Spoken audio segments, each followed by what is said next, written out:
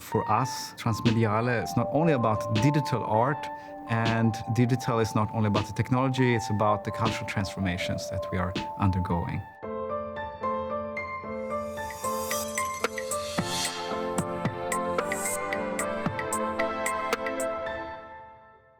Transmediale is a festival that, for me, has twofold consistent purpose. One is the exploration by artists of new media, and the other is the socio-cultural reflection on where this media is taking us as a society.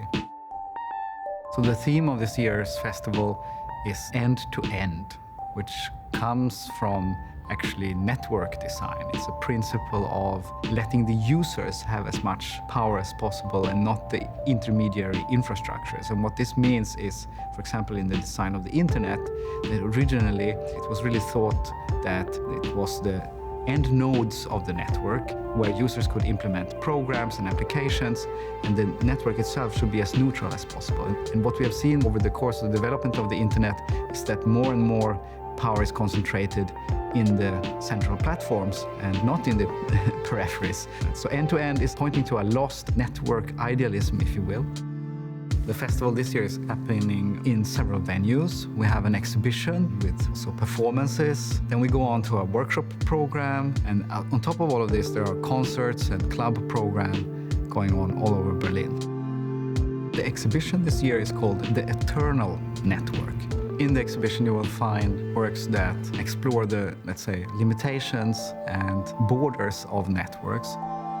We're exhibiting here a film called Film My Metaverse. The narrative of the hyperfictional film is set in a future where the climate crisis has rendered the Earth uninhabitable. So what that means is that the humans left on the Earth are kind of forced to inhabit multiple different virtual realities. The audience could use their phone as a controller. The performer's attached to a mocap suit, so they have their own avatar, which they can live perform in the space and move their avatar. I think we live in a very increasingly sort of networked world, and it was really important that, I think, by using this sort of world-building techniques, that we could create multiple different realities that the audience could experience and not sort of execute something in a really linear way, because in world building you get to exist as sort of an individual and a collective, and I think that is more representative, or the way you have to shift now.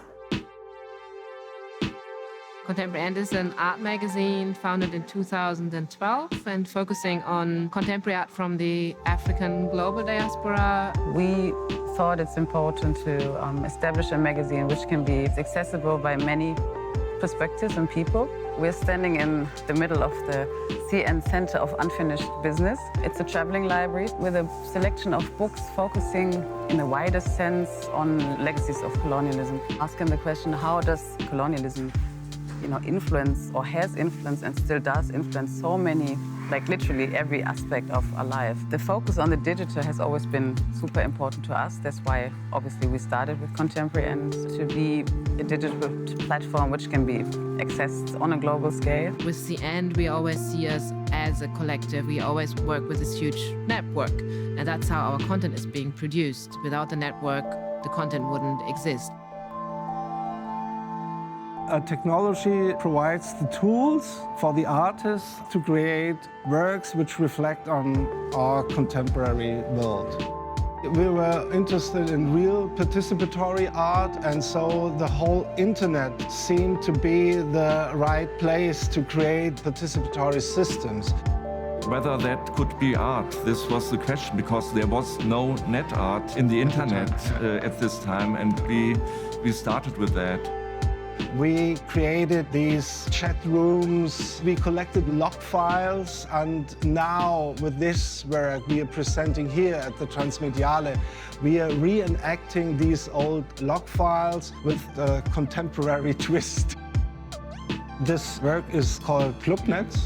I think Kristoffer Gansing was interested in this specific piece because it's an early piece of internet work, and now we added this app programming. Now you have a chat app for your smartphone, and also the augmented reality to experience the log files as a sculpture in the real space. What's amazing about being an artist and working with technology is that you have all these new tools to make new things that can be undiscovered. It's completely new territory in a way.